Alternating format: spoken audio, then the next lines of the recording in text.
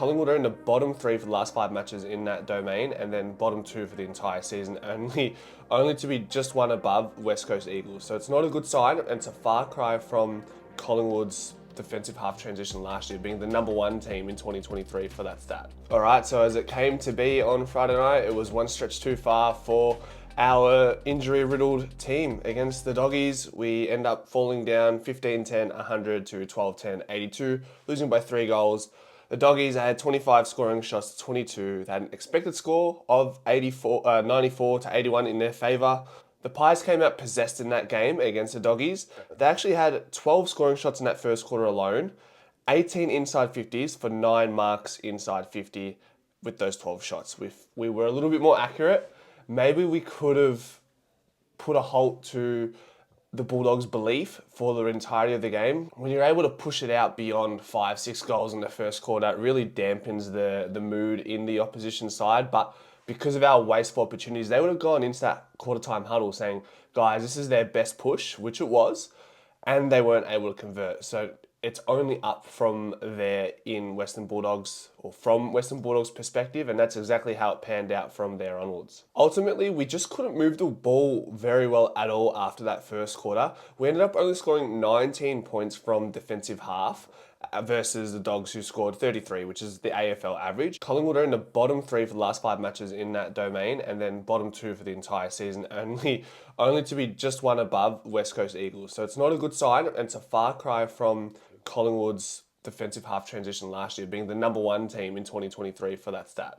We look at our rebounders in the back line, mainly being John Noble and Steele Sidebottom. They just couldn't really get the ball rolling for the most part of the game. John Noble had 18 disposals, but he was running at just 55% disposal efficiency. And Steele Sidebottom had 21 touches at 66% disposal efficiency, with a couple of crucial turnovers or critical turnovers in the game.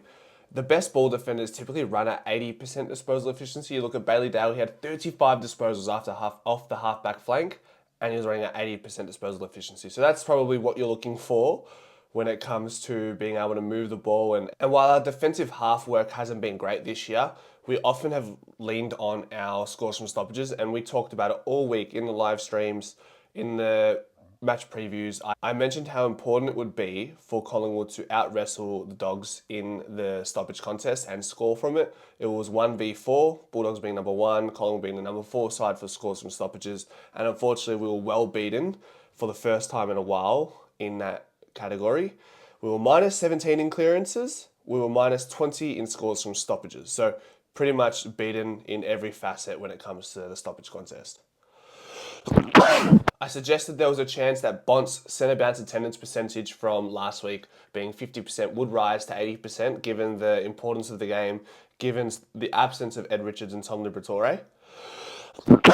And wow, did Bont rise to the occasion. He had 38 disposals, 16 contested possessions, 10 clearances, 2 goals and 9 tackles. And he absolutely took over in that last quarter when Collingwood just completely stopped in their tracks. It was Bontempelli who was the main reason for those problems, along with players like Sam Darcy and Adam Treloar, of course. Treloar himself, 37 disposals, 9 inside 50s, 21 contested possessions, 11 clearances and 1 goal. These numbers are like globetrotter numbers. Like, it's ridiculous, some of the numbers some of these players are able to put up these days.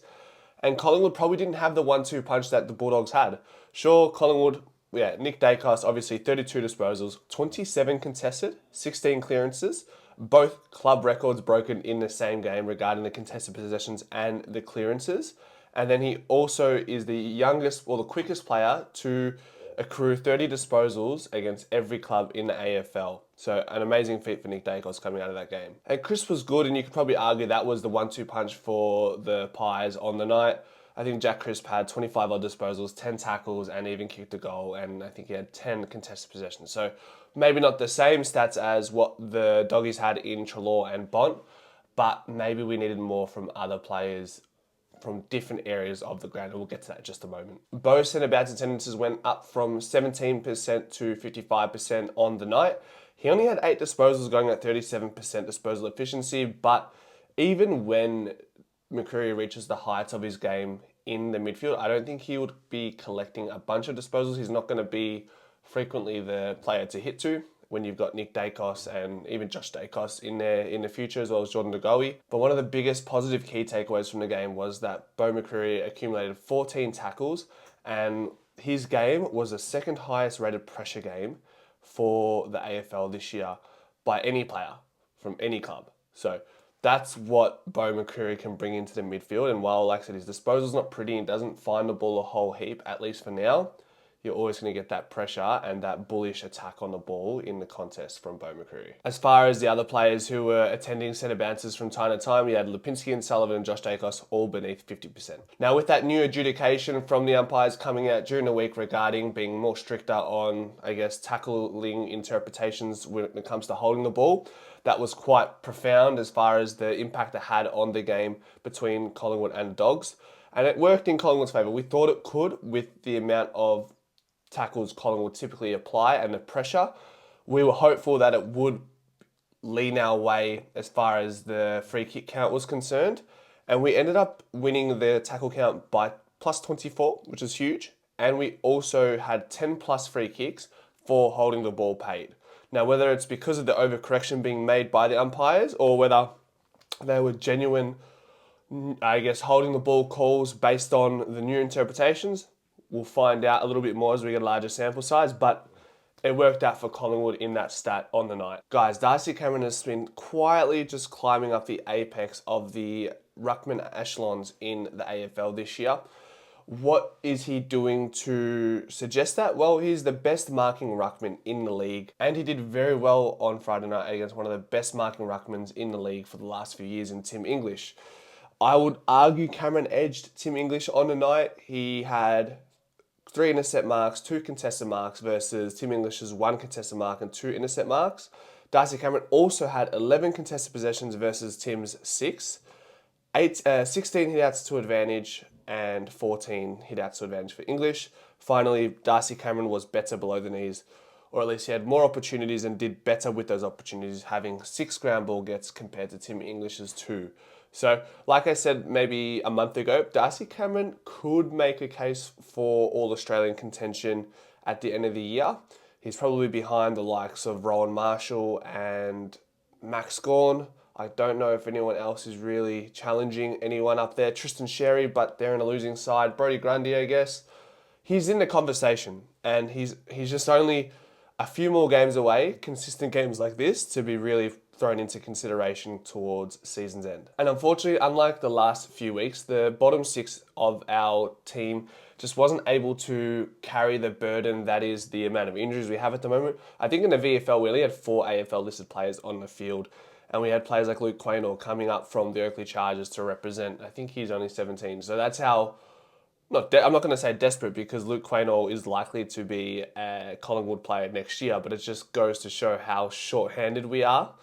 And yeah, we look at players like Ash Johnson, 4 disposals, no goals, no presence, only 63% time on ground, which is the least out of any starter from that game. So really concerning. I just felt like with that time on ground, there were times where we kicked it long, particularly in the second half, where I was like, where's Ash Johnson? Where's Billy Frampton? Where are our players? And 63% time on ground, I want to know what that's about. Did we decide was that the plan going into the game, or because he was having not a great impact, not finding himself in the right places at the right time, Fly maybe decides to give him less time on ground in the second half? But if that's the case, do you just sub him out anyways for Will Parker instead of a John Noble? We can talk about that in a moment. Harvey Harrison probably had his first quiet game without being bad. 10 disposals, 60% disposal efficiency. Again, you probably want that closer to 70% as a winger.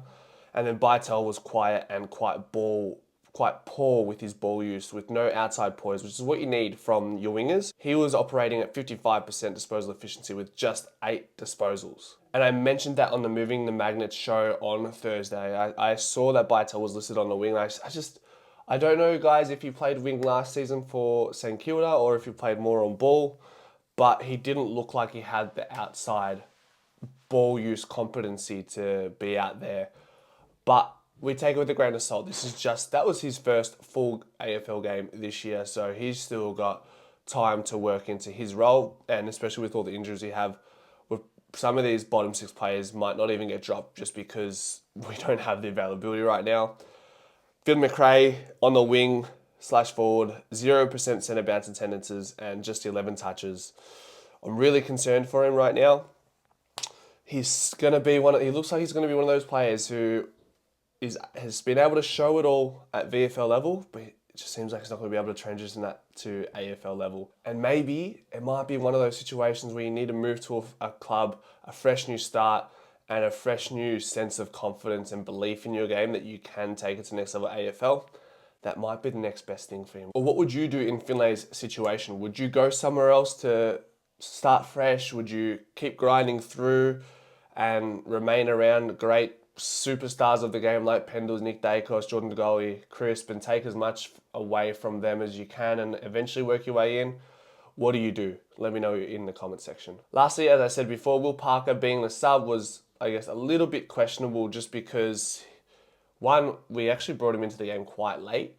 Two, I would have thought if he was to come into the ground, he would have swung forward rather than into the back line. We were already short-handed as it was height-wise. And then you see Bontempelli matched up on Will Parker by way of a mismatch, of course. It wasn't intentional, but that happens. You've got to be able to make the rotation. So maybe you swing Oleg Markov, who was forward for the most of the game, get him into the back line. For the first time in a long time, I think Fly McRae made some failed non-coaching decisions, I guess, regarding the whole Sam Darcy versus Charlie Dean matchup. I think Charlie Dean's 6'4" and Darcy's at least 6'6", 6'7", and he really towered over Charlie Dean, who was still coming into his own comforts at AFL level. And Sam Darcy is arguably the rising star for the year, given his recent stretch of form. When the team sheets came out, I see Billy Frampton listed forward, Howe still in the back line, and I go, it's gonna be interesting with Rory Lobb, Hugo Hagen and Sam Darcy back there. Darcy Moore's the only one who's above 6'4" in that back line when Frampton swung forward. And it's one thing to make that decision before the game and start like that, but the fact that as Sam Darcy continued to assert his dominance in the game, Fly didn't make the decision. I'd like to know what his conversations were on the bench because he must have considered that. But I would have liked to have seen, as the game progressed, to swing Billy Frampton in the back line and then either put Howe forward. But Howe was good within his own right. He had 4 intercept marks. So maybe you go Billy Frampton, Jeremy Howe and Darcy Moore. And although not ideal, you put Charlie Dean in the forward line because you've got to, I guess, put a plug in the hole and do something about the height that is killing us in the air. And yeah, that was one of the biggest telling factors that ended up getting the result in the Doggies' favour and just not being able to make that change on the fly. We also couldn't take advantage of the rotation shortage that the Doggies had for at least the entirety of the second half. James Harms went out in like the first few minutes of the first quarter, and then Vandermeer was out with a hamstring towards the end of the second quarter. So kudos to them. They withstood the fatigue that they would have had to have been dealing with for the majority of the game with the lack of rotations. Collingwood were in a similar scenario last week and we crumbled. In saying that, the Doggies they did have more experience on the pitch on Friday compared to the Pies. So it's one of those ones, I think in the past, Collingwood have been in similar situations where we're down on rotations and we have these big wins, these big morale boosting wins, and that's what it was for the Doggies, and probably saves Beveridge a lot of time, at least for now, given the amount of backlash he had faced early in the season. They're back on the horse now, and they're going to be they're a serious side. They're a top 6, and if results go their way, they could be a top 4 side with the team that they're building right now. A few individual notes. Lachie Schultz was able to answer the critics throughout the week and kicked 3 goals, 14 disposals, so really replicated the form that he was able to maintain over the course of a season at the Dockers last season. And with the injuries we had to players like Jamie Elliott and Joe Richards, we needed Lachie Schultz to step up, and that's what he did. So really happy for him, and you can see there's a little bit of dog in him. Like, he really took this game personal. You could see the look on his eyes, or look in his eyes. But in the end, unfortunately, it wasn't enough to win the game, and we roll into the King's birthday clash in what seems a must-win game to keep in the fight for the top 4 contentions. And yeah, I think it's probably going to be an even more difficult game under the bright lights for King's birthday against a contested beast Melbourne Demons side. They did lose against the Eagles at Perth, so that would be interesting to see what type of Melbourne we get, because that was such a random result. And yeah, I guess at the end of the day, we've just got to put our best foot forward and see how it goes. We just got to look, it's injuries are injuries. This is the way the sport goes. Sometimes you go an entire season without having many injuries, similar to last year, barring the Nick Dacos issue and obviously Jeremy Howe with the broken arm. But it's just all part of the story, and we're just going to have to work through it. We nearly got there in the end against the Dogs. We nearly got there in the end against the Dockers. But now we're fighting an uphill battle that's slowly getting more and more inclination. So that's going to be difficult to overcome. But if there's any team that can do it, it's Collingwood. You heard throughout the entirety of the week leading up to this game, no one could tip against Collingwood, despite the amount of injuries. I think we have a similar injury list to a team like Richmond, who are now a bottom two side. So the fact that we can have that many injuries, it's a testament to our system and our depth to be more than competitive. You could argue we should have won both games, or we definitely had opportunities to win the game, and we were in really good positions. Against the Dogs, we don't, I guess, capitalise on our first quarter dominance, and then we slow down and lose there in that second half. Against the Dockers, an umpire call swings the momentum, and then we were unable to stop the barrage of scores from the Dockers. So that's the way sport works. Sometimes you zig, they zag, and that's what happens. But yeah, we'll see you guys during the week. We've got the Pie performers on tomorrow with Caleb, so we'll go through individual ratings for every player from the game against the Dogs for the Collingwood side. And then I've also got Moving the Magnets. I think that will be either Thursday or Friday, or maybe even Saturday, depending on when the teams are released. I have to look into that. If you guys can let me know, do you know when the final sides would come out for the Demons versus the Pies? Just so I know when to schedule that show. And then, of course, we will be doing a pre-game show and a post-game show with Caleb on the Monday for the King's Birthday Clash. And then we look forward to that North Melbourne game and then the bye, which is much needed. And we'll get a bunch of players back after the bye. Scott Pendlebury, Jordan De Goey, hopefully, Maya Check, Tom Mitchell, Jamie Elliott, Joe Richards. Should I keep going? I'm going to end this video. See you guys soon. Goodbye.